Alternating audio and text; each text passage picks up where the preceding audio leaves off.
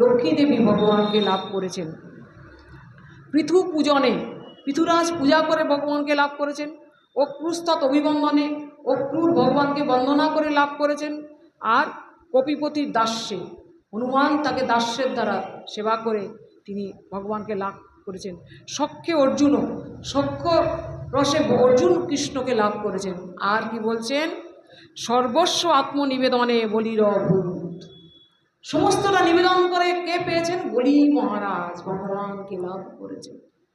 তিনি কিন্তু অসুর বংশীয়, কিন্তু দেখুন তার পিতামহ প্রহ্লাদ পরম ভক্ত বলেছিলেন না ভগবান নৃসিংহদেব যে তোমার কুল পবিত্র হয়ে যাবে, তুমি যে বংশে জন্মগ্রহণ করেছো তিসপ্তপি পিতা পুত পৃথিবী সহতে অনগ, তোমার তিসপ্ত পুরুষ উদ্ধার হয়ে যাবে।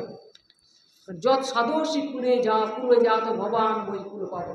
তোমার মতো সাধু বৈষ্ণব যার বংশে জন্মগ্রহণ করেছে তার ত্রিসপ্ত পুরুষ উদ্ধার হয়ে গেছে। তা বলি মহারাজ উদ্ধার হয়ে গেছে। বলি মহারাজ পরম ভক্ত হয়ে তিনি ভগবানের কীভাবে আত্মনিবেদন করলেন সেটা শ্রবণ করুন। এখন বলি মহারাজের সবাই আসছেন কে? বামনদেব আসছেন, মাথায় বটু বামন, মাথায় বিরাট একটা ছাতা, তাকে দেখা যাচ্ছে না, মনে হচ্ছে একটা ছাতা চলে যাচ্ছে। আমরা বিদ্যাসাগরের গল্পে শুনেছি, বিদ্যাসাগর খুব ছোট হাইট ছিলেন, তিনি মাথায় ছাতা নিয়ে যেতেন, তাকে দেখা যেত না।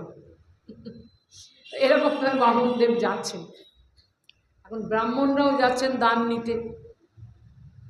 এখন ব্রাহ্মণরা তো জানেন একটু দান, এটা কিছু মনে করবেন না, এটা আমি বলছি বলে অপরাধ দেবে না, তারা দান নিতে অভ্যস্ত সর্বদা। তারা ব্রাহ্মণদের সবাই দান করে, তো তারা দান নিয়েই তাদের জীবনযাপন করে। তারা দান নিতে তারা এখন আগে আগে চলছেন। হঠাৎ তাকে যে দূর থেকে দেখছেন একটা বটু, সে একটা ছাতা নিয়ে সবার আগে চলে যাচ্ছে। চিন্তা করলে আরে এই তো কি, এটা এত বটু একটা ব্রাহ্মণ যাচ্ছে সবার আগে, আর তার কি দীপ্ত ছটা তার রূপের, চারিদিকে যেন উদ্ভাসিত হয়ে চলেছেন।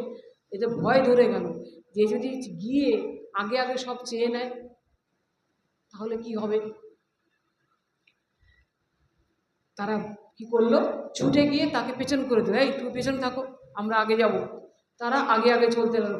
খানিকক্ষণ পরে গিয়ে দেখে সেই আগে যাচ্ছে, কি করে আগে চলে আসলো।